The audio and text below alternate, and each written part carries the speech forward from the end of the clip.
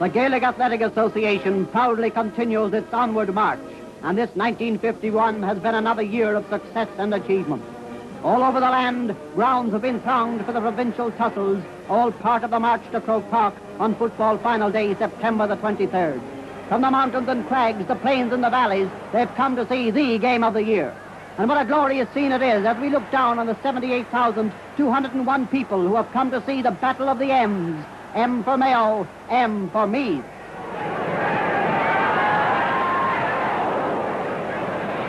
As usual, it is the honour of the youth of the country to provide the curtain raiser as the lads from Armagh and their rivals from Kerry enthrall the crowd with the All-Ireland Minor Football semi-final. It's a game of keen, close football, devoid of frills, but packed with thrills as the lead changes in startling fashion.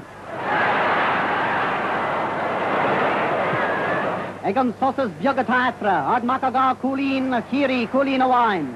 They match stride for kick, with Kerry gradually drawing to the front, but Armagh causing the Kingdom defence many anxious moments. McAuliffe, Ash and Ryan catch the eye in the Kerry line-out, while Armagh have stars in the making in Crossy, McCardle and Hanratty. How many of these minors will in a short time figure not in a curtain raiser but in the feature game? How many of the boys, eager and keen footballers, are destined to become household names in the not-too-distant future? Time alone can tell, but experience has shown that the honour will be the lot of a large proportion of them. Time ticks away. Kerry look the winners as they lead by a point, but that spirit of never say die is much alive in Armagh, and with seconds left to play, they storm into the attack. Crossy sends to the square, and the ball is crashed to the net for an Armagh victory, 2 goals and 3 points to 7 points. The field is cleared as the crowd awaits the coming of the rival senior teams. On the Hogan stand, many personalities of the political, ecclesiastical, and world view the colourful scene below. Agus Nirvada Gadagan on Toktaran Agus Bani Cali. And then the teams themselves, Mayo wearing the white of Connacht and Meath the green of Leinster. To whom will victory go? Can Meath, our football ambassadors to the United States, recover the title they last held in 1949? Or will the Mayo men retain the title they took in 1950? Referee Bill Delaney of Laois tosses the coin.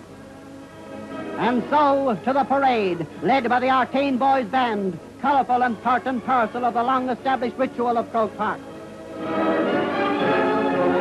The men of the West, the lads from Meath.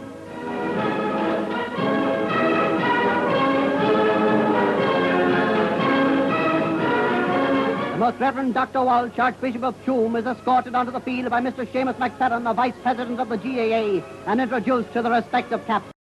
And then, as players and officials face the tricolour, the national anthem is played.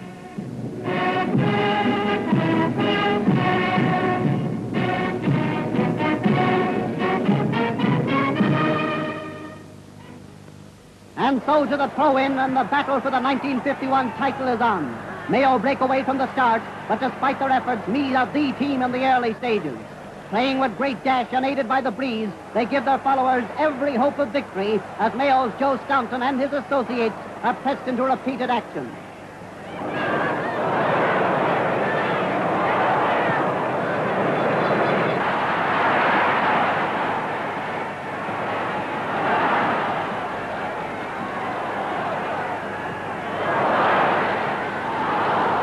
Tom Langan tries to get through for Mayo, but Meath's defence is rock-like. The Leinster team has scored in the opening minute, and here they come, back for more.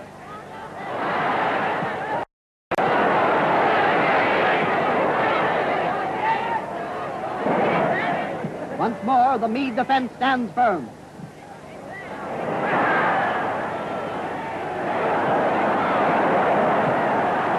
The ever-active Tom Langan gets the ball in his hand and crashes his way through for a goal that does much to put his county on the road to victory.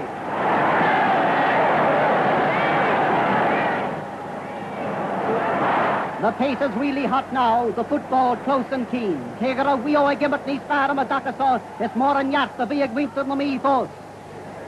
A strong Meath attack is repelled by Sean Flanagan, whose clearance is picked up by Meath's centre field man Des Caff, and he makes no mistake.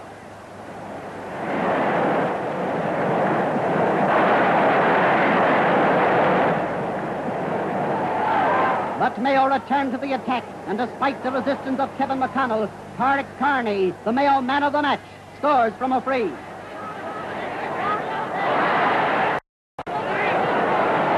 It's still a Western offensive, but it's without reward at first.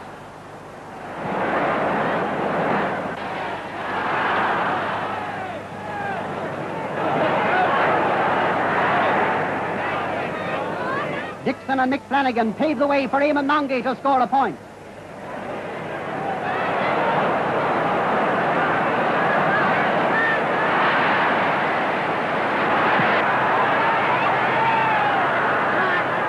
Diad ar arena gimmer go dian an ish, agus kegel a wio con pussig, near Bishakar Mishnach Mummy Foss.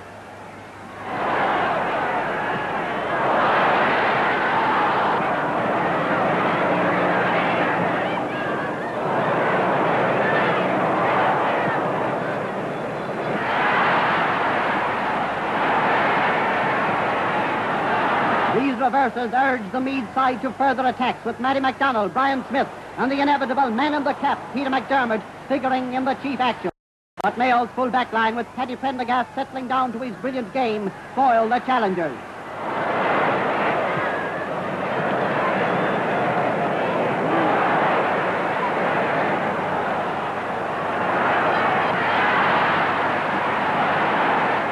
Brian Smith and Paddy Meagan are in the thick of the fray, as always. And now for the movement that brings Mayo's second goal, as Dixon passes to Sean Mulderrig. He gets the ball through to Joe Gilvary, and he sends through his goal to make the half-time score. Mayo, 2 goals and 3 points. Meath, 8 points.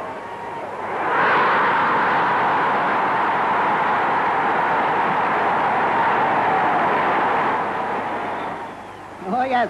There was speed and plenty in that first half, but did it rival the dash for freedom, which gave the crowd an interval laugh? But it wasn't long before the serious business was underway again. The second half is on, with the writing on the wall as far as Meath are concerned, but with that undying spirit, they refuse to read it, and despite years, come battling back. Yes, it's Mayo's day of victory, for playing with greater speed and dash than in any earlier championship tie. They dominate the plucky and always battling Meath men. This looks like a Mick Flanagan goal, but no, it's just barely wide.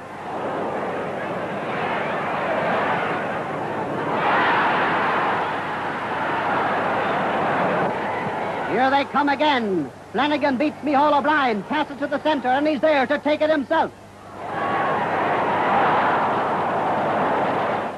Up goes the mighty Paddy O'Brien, and down he goes. But did he fall, or was he pushed? Frankie Byrne tries hard for Meath, and from a free, he narrows the gap.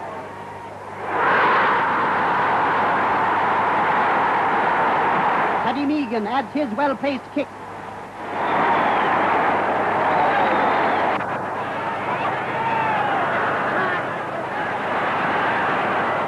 But soon, Mayo take up once more for Joe Gilvary, despite the attentions of the back, to send over the bar.